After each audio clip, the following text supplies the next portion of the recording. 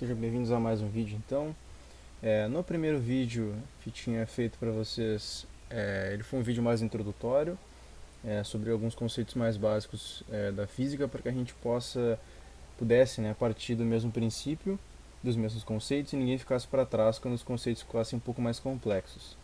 Então, nesse vídeo a gente vai começar, propriamente dito, a ver os conceitos de grandezas e unidades das radiações.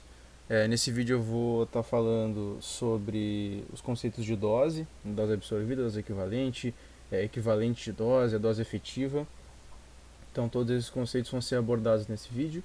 Eu vou deixar os conceitos de Kerma e exposição para um próximo vídeo, porque eu acho que eles são conceitos que necessitam de uma atenção especial, eles são um pouco mais complexos no seu entendimento, então eu vou deixar eles por uma sequência, certo? Então vamos lá. Inicialmente, então, a gente vai falar de dose absorvida, né? A dose absorvida é um conceito de quando tem uma deposição de energia em um determinado volume que tem um determinado valor de massa, eu então vou poder chamar isso de uma dose absorvida, né? Como diz aqui, relação entre a energia absorvida e a massa do volume do material atingido, certo? Mas como que eu posso medir qual é essa energia que está sendo depositada nessa massa? A partir de certos fenômenos. Então eu posso dizer que a energia foi absorvida a partir do fenômeno de ionização dos átomos, da quebra de ligações químicas e incremento de energia cinética das partículas, certo? Então, quando eu tenho esses fenômenos físicos, eu posso dizer que houve então uma deposição de massa, de energia, houve uma energia absorvida por um meio, certo? A expressão para a dose absorvida é dada por essa divisão, que seria então a deposição de energia média sobre um valor dm de massa, como eu tinha comentado anteriormente. A unidade de medida é o Gray, que corresponde ao joule por quilograma, certo? Então, joule por quilograma é a nossa unidade de medida, que também é chamada de Gray, correto?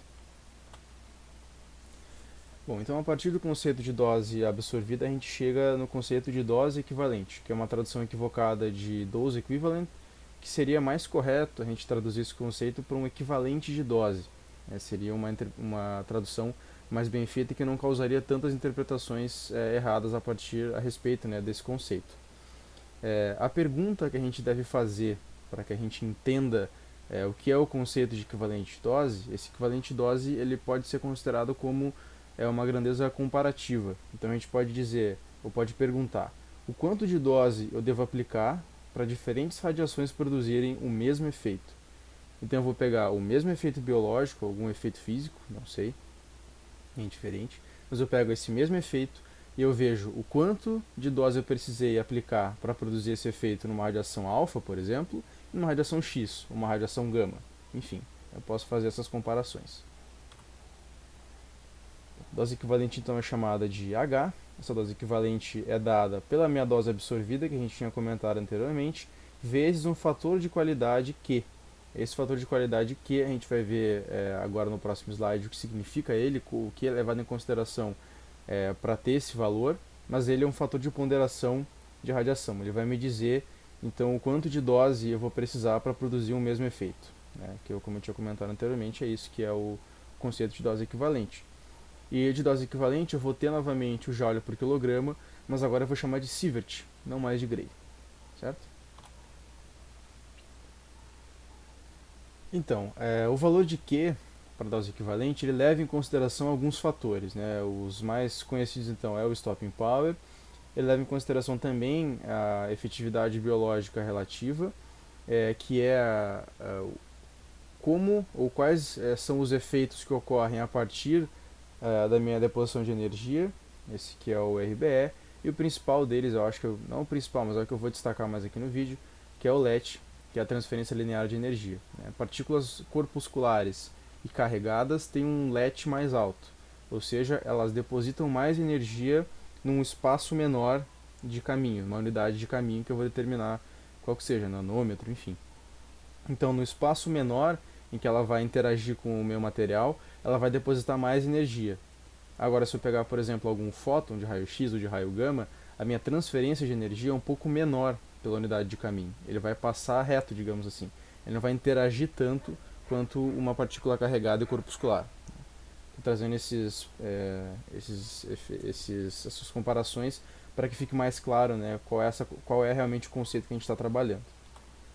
Então agora trazendo valores realmente para essas comparações que eu vinha trazendo, eu vou pegar aqui raio-x e raio gama, né, esses fótons e os elétrons, que o meu fator de qualidade tem um valor de 1. Enquanto que na radiação alfa, que eu vinha comentando, o valor de Q é igual a 20. Ou seja, se eu trazer para essa expressão aqui, trazendo o mesmo efeito, tá? O mesmo valor de dose equivalente, se eu fixar esse valor de dose equivalente, e eu pegar um fator de qualidade 20 vezes maior, eu vou precisar de 20 vezes menos dose para chegar naquele mesmo valor de dose equivalente. Então, se eu pegar, por exemplo, radiação X, eu vou ter um valor de Q igual a 1. Se eu tiver um valor fixo de dose equivalente, eu vou precisar de uma dose X. Se eu tiver um valor de dose equivalente 20 vezes maior, eu preciso de 20 vezes menos dose para chegar naquele valor de dose equivalente. Ou seja, tudo isso porque o LET, a transferência de energia, por exemplo, da radiação alfa, é muito maior do que a transferência de energia dos fótons de raio-x, certo?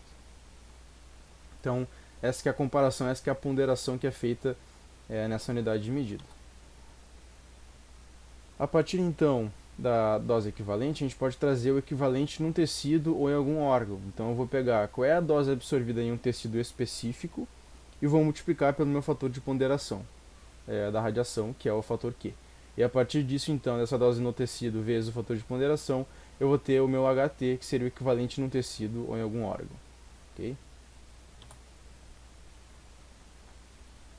Para então chegar na dose equivalente efetiva. Essa dose equivalente efetiva, a gente está vendo agora, né, na dose equivalente, ou equivalente dose, é uma ponderação da radiação. Então, quanto de radiação eu preciso, levando em consideração cada especificidade dos tipos diferentes de radiação em si. Agora, eu não vou estar falando só da ponderação da radiação, mas também dos tecidos, porque cada tecido tem uma sensibilidade, uma radiosensibilidade diferente. Cada tecido se comporta de forma diferente quando eu entro em contato com radiação ionizante. Então, o que eu vou estar fazendo aqui é uma ponderação dessas radiosensibilidades. Então, a minha dose equivalente efetiva, meu HE, vai ser igual ao somatório dos fatores de ponderação de cada tecido WT vezes o meu equivalente num tecido. Então, eu vou pegar lá a minha dose absorvida no meu tecido, vou multiplicar pelo meu fator de ponderação Q, da radiação, e além disso, eu vou multiplicar por um fator de ponderação do tecido. E dessa forma eu vou ter então qual é a minha dose equivalente efetiva, que corresponde a um valor um pouco mais, digamos assim, real, né? Algo que realmente representa o que aconteceu naquela deposição de energia. A unidade de medida aqui vai ser o joule por quilograma, também chamado de sievert. Então a gente pode ver que a unidade de medida ela se repete várias vezes, né, para a dose equivalente, para as doses. O que vai mudar realmente é qual o conceito físico ou quais são os conceitos que eu vou estar trabalhando em cima dessa unidade de medida, certo? Aqui então uma tabela que leva em consideração, faz uma comparação, né, da ECRP 26 e da ECRP 60. Se a gente somar todos esses valores, né, fazendo um somatório desses valores, eu tenho um valor igual a 1. Então, somando todos os valores, todas as radiosensibilidades de cada tecido do corpo humano, eu vou ter o valor de 1. E dessa forma eu vou ter a dose equivalente efetiva para o corpo inteiro. Se eu não quiser para o corpo inteiro, eu vou pegar o WT, por exemplo, só das gônadas. E das gônadas a gente pode ver que o valor é bem alto da ponderação, ou seja, ele é um tecido mais radiosensível do que, por exemplo, a pele. A pele é um dos tecidos menos radiosensíveis do corpo. É claro que aqui os restantes é 0,05 para todos esses, né? Então eles são bem menos radiosensíveis que as gônadas, certo? Bom, então esses foram os conceitos de dose, né? A gente acabou falando de todos que são os principais, na verdade, né? Os principais conceitos de dose. Como eu comentei anteriormente, vou deixar o conceito de Kerr à minha exposição para o próximo vídeo. Espero que tenha sido claro, né, toda essa explicação, todas essas considerações. Qualquer dúvida podem mandar um e-mail ou comentar alguma coisa, certo? Então, obrigado por terem assistido